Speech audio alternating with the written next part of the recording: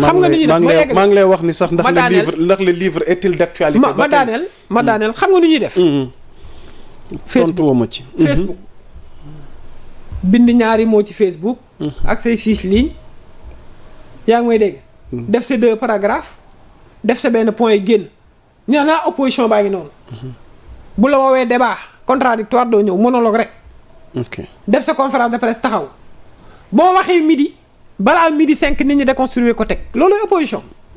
ñun de wax dëgg yàlla dañ ne nit opposition mooy wujje. bu dee aawo bi dafa ñëw mat sëkk aawo di doxal na mu war a doxal. daa war a am ñaareel bu ko fekk si. c'est important taxaw ci rythme ba muy taxaw waaye ñun wax dëgg yàlla. ñu ngi ñaan yàlla moo may ñu opposition. parce que amuñu ko. te pouvoir kat dafa war a opposition. opposition buy proposer. opposition boo xam ne boo génnee tey sa LFR génne sa LFI mu taxaw daa indi ci ay critiques waxuma ay critiques yu littérature ay critiques yu technique yu fondé. Pape Malick Ndour il est économiste amal na ci ay critiques comme yow yaa souligné sujet économie boobu mais entre parenthèses sax nga ñu évoqué waale ko parce que tamit économie réew mi am na fu mu toll askan wi ñu ngi bëgg xam réellement ndax dinañ mën a tenir fan yi ñu jëm wala at yi ñu jëm vu situation bi nga xam ne moom la suñu économie nekk wàllu dette bi endettement bi y'a tout un débat là-dessus Pape Malick Ndour nga ne ndax ay critiques am na ci ay critiques yi mu amal parce que la publication du rapport d'exécution budgétaire bi nañ ci dikk sëñ Khadim on ne sent pas assez d'investissement et que une grande partie du budget mi ngi jëm ci fay salaires yi ñenn ñi sax jàpp ni c'est un budget de confort qui ne sert qu'à entretenir l'administration sëñ Khadim allez-y ñu amal ci parce que am na yeneen points yu ñu desee vite fait allez-y c'est-à-dire moo lay wan ne ndeysaan bëgg nañu mais xamuñu ñun de waxuñu ay spécialistes lañ en finance mais man personnellement. waaw. yitte laa ci def yitte. à rappeler que actuellement on est le pays le plus endetté. xam nga lu yitte. de l'Afrique. mooy du ma wax lu nit di teggi. à moins que ma def lapsus. damay dem ci direction yi ne leen ana documents yaa ngi nii nga teg. ana rapport yi nga teg comparé jox sénégalais yi. xam nga boo demee ba nit taxaw ne la. ci rapport d'exécution budgétaire bi liñ ci gis mooy investissement yi fonctionnement moo ëpp investissement te ne c'est un économiste tontu ma ko nag wax dëgg yàlla parce que aussi li muy def baax na mi ngi participer ci débat bi te xamul ne dama lay jëlee rapport d'exécution budgétaire 2020 laa lay tàmbalee ba fii tey allez-y avec des chiffres clés yoo xam ne ku dugg ci rapport yi gis ko yaa Moussa premier trimestre kenn mënu cee def comparaison entre investissement et fonctionnement xam nga lu tax. pourquoi. investissement dafay jël durée janvier février mars ci la ñuy def appel d'offres yi ci la ñuy def DAO yi ci la ñuy def li nga xam ne mooy soumission yi ci la ñuy déployer ci la ñuy def lépp bañ na ko fournisseurs yi sax boo demee xam nga li may wax boo demee ci état dan naa la bàyyil ba mois de mars bi jàll ngir budget bi mën a nekk à temps donc comparer dépenses d'investissement. nga ne kat dafa néew par rapport ak fonctionnement mooy yow xamoo finance deuxièmement lu ma la ciy wax dama ko ciy tegal dama koy jëlee premier trimestre 2020 ba premier trimestre 2024 ngir ma xamal la ne premier trimestre yooyu kenn du ci comparer dépenses de fonctionnement et d'investissement premier trimestre 2020 dépenses de fonctionnement mi ngi tolloon ci 65,9 milliards dépenses d'investissement mi ngi tolloon ci 11 milliards premier trimestre 2021 dépenses d'investissement de fonctionnement mi ngi tolloon ci 73,4 milliards dépenses d'investissement mi ngi toll ci 29,7 milliards premier trimestre 2022 dépenses d'investissement mi ngi tolloon ci 95 milliards dépenses d'investissement de fonctionnement 95 milliards d'investissement 30,5 milliards premier trimestre 2023 dépenses de fonctionnement mi ngi toll ci 92,9 milliards dépenses d'investissement mi ngi toll ci 8,1 milliards premier trimestre 2024 dépense de fonctionnement mi ngi tolloon ci 90 milliards dépense d'investissement toll ci 20,6 milliards gis nga différence bi moo tax yii 2020 ba fii boo ko jëlee amul benn bu fonctionnement bi wala investissement bi ëpp amul lii ma la won ne ñoom nanguwuñu liir te duñu gëstu li ma lay wax nii du xam-xam de xam nga lan la dem gëstu la tijji page yi def comparaison ñëw tegal sénégalais yi est-ce que yaa ngi dégg defoon nañ beneen comparaison xam nga lu ñu wax ñu ne lan moo tax masse salariale bi yokk ci dépense ci yi nga xam ne moom mooy rapport d'exécution budgétaire bi ñu ne masse salariale bi daa yokk mais yaa Moussa dégg naa ci ñoo xam ne xam nga lu ñu wax dañu ne pourtant yéen a ngi dàq nit ñi ci agence yi te teewul masse salariale bi yokku na xam nga ñoom xamuñu lu ñuy wax xam nga lu tax. lan moo ci war a leer daa am ñaari code. dafa am ñoo xam ne ay fonctionnaires maanaam masse salariale ñett ñi nekk dans l'administration centrale la concerné mooy les fonctionnaires les non fonctionnaires ak li nga xam ne sont des contrats spéciaux mooy les ministres et autres.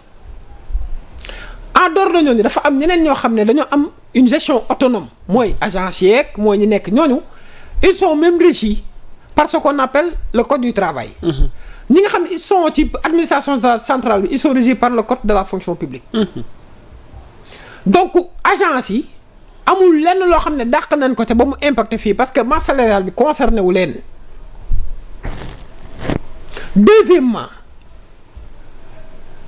ñu ne ci biir li nga xam ne ji moom masse salariale bi lan moo tax mu yokk.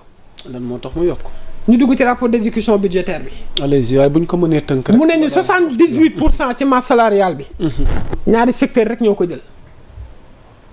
secteur enseignement éducation formation professionnelle moo jël 54%. secteur sécurité et défense moom moo jël li nga xam ne mooy 24% boo ko boolee mooy 78%. xam nga lu tax parce que état du Sénégal dafa jël dogal. loolu ñooñu ñu tuddee les maîtres contractuels du toll ci 10 000 at mu jot ne leen basculer dans ce qu'on appelle la fonction publique moom leen tuddee la mise à solde. loolu day yokk masse salariale. deuxièmement FDS yu ñuy recruter aussi day yokk masse salariale pour vous dire que seen conclusion fan koy teg ak fii maanaam du benn. donc aujourd'hui je pense que ñoom bu ñuy wax ñun de waxuñu am nañ xam-xam waaye wax dëgg yàlla ñuy gëstu. ñu ngi liir jàng nañu te njàng yemul fenn. li si yéen tamit xam-xam jar naa dem ba Chine. sallallahu alayhi wa sallam jaral nañu. ñuy gëstu di lire di déplacer wu di dem ci ministère yi di jël rapport yi di dem ci direction yi di jël rapport yi di dugg ci site internet yi di jël rapport yi di ko teg bis bu set di ko étudier di ko jox sénégalais yi. moo tax ñun la weddi ñu. mën ngaa nekk ci débat de personnes yi. nga yokkaale ko ci vite fait rek. le débat sur la dette cachée mais le débat sur l'endettement aussi. waaw ñu terminer walla ci qu'est-ce qu'il faut comprendre fi ñu toll tey jii nii lan lañ ci war a mën a comprendre donte jamono yële weesu bi gouvernement bi génnee janoo ak askan wi le ministre Abdourahmane Sarr mi ngi ñu doon xamal ne l'état de la dette du Sénégal maanaam est soutenable. effectivement dama lay indil la stratégie de l'endettement du Sénégal document la li may wax nii du xam-xam na gaa yi dem lire nañu dugg site. boo demee ministère des finances ci yenn direction yi da nga fay fekk si lii document la boo xam ne ñu ngi ko tuddee la stratégie d'endettement du Sénégal 2025-2027. ñun les stratégies dafa am ay objectifs ñu ne la quels sont ces objectifs ñu ne stratégie dafa am ñaari objectifs. benn bi mooy ñu mettre en place un cadre macroéconomique soutenable de la dette. deuxièmement mooy ñu développer benn financement domestique et ce qu'on appelle les financements innovants mooy lan.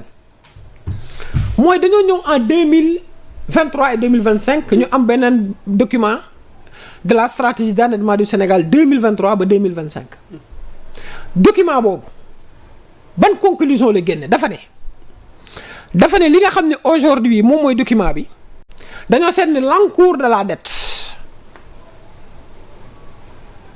maanaam 74% ci li nga xam ne mooy sunu bor 74,3% est constitué de dette extérieure. maanaam dañ ko lebee ji biti lebee ko euro ak dollar. deuxièmement ñu ne li nga xam ne tey jii moom moo ci am mooy ci biir loolu 30% dafa libellé bi ci dette boobu maanaam en dollar lañ ko lebee. ñu ne maintenant nag ban stratégie la ñu indi par rapport ak sunu bor ñu ne li ñuy njëkk a def mooy dañuy xool li nga xam ne mooy sunu li ñu soxla. ñu ne kat ren soxla nañ ci lu ñu war a leb lu toll ci 4573 milliards. ci 4573 milliards yooyu xam nga ne woon naa la première stratégie bi nga xam ne moom la ñi fi génn jox doon. 74,4% moom mooy dette extérieure bi bii nag ñun dañ ko dëpp dañu ne on fera 59% de dette domestique financement domestique lay doon ñu jël 41%. ñu def ko li nga xam ne tey jii moom mooy dette bi nga xam ne moom mooy dette extérieure lii xam nga lan lañ ci jublu mooy dafa am noo xam ne tey jii dañ ko bëgg a financer mooy émission yi ñuy def de titres yi nga xam ne tey jii war nañ ko def ñuy lebee maintenant ci franc CFA xam nga lu mu lay fànqal booy fay dootoo fay ci devise parce que dafa am lu leen tuddee risque de change. boo lebee ci dollar leb ci euro par exemple dollar di yéeg di wàcc nga leb dollar bi tollu sàngam nga yegg ci échéance yi war a fay dollar ba yéeg donc dañ ciy fay xamal ni Sénégal perte na rek ci ay taux de ay risque de change du toll ci 250 milliards. ci loolu ñu ne ñun dañ koy inverser inversion boobu nag lim nu mën a jural mooy yii ma lay wax mooy day tax domination ressources externes yi nga xam ne tey ji amoon na ñu pallier ko ak des ressources internes maanaam bu ñuy leb ñu dem lebi ji UEMOA ñu dem lebi ji suñu espace monétaire bi régional avec monnaie locale franc CFA. Deuxièmement maanaam prééminence bi nga xam ne moo am ci dette bi ñu mën ko am à monnaie locale.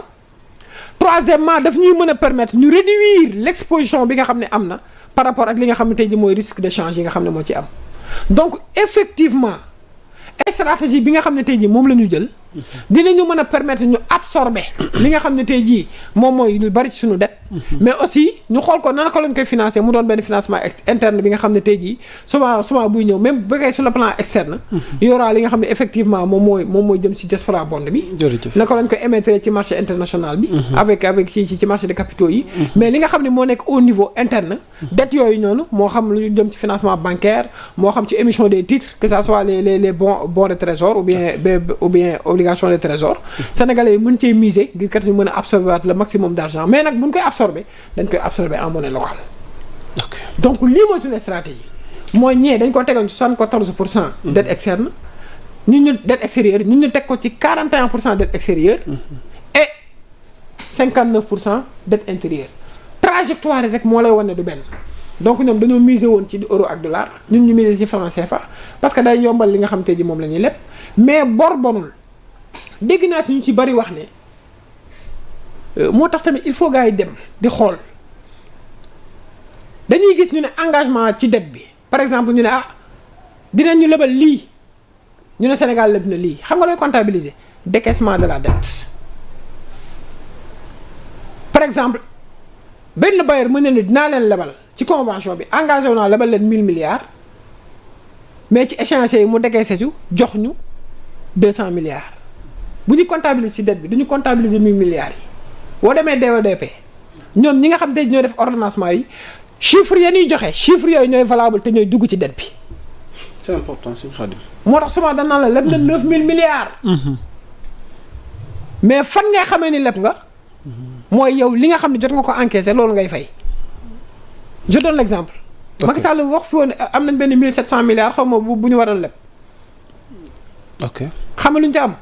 matul 500 milliards ci liñ ci encaissé loolu la ñuy comptabiliser ci dette Sénégal li ma lay wax ni xoolal jëlal sa daal yaa ma bu leen ko taayal. tayal ñu ko de sëñ Khadim. xoolal.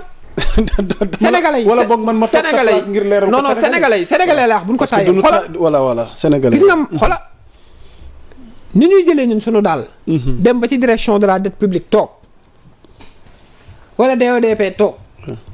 ne lii nu mu demee ñu ne ñun lii ak nii ak nii ak la de li ma fi wax lépp amul ma ci inventé ce sont des chiffres à l'appui et des documents. merci sëñ Khadim. foofu lay débat bi toll.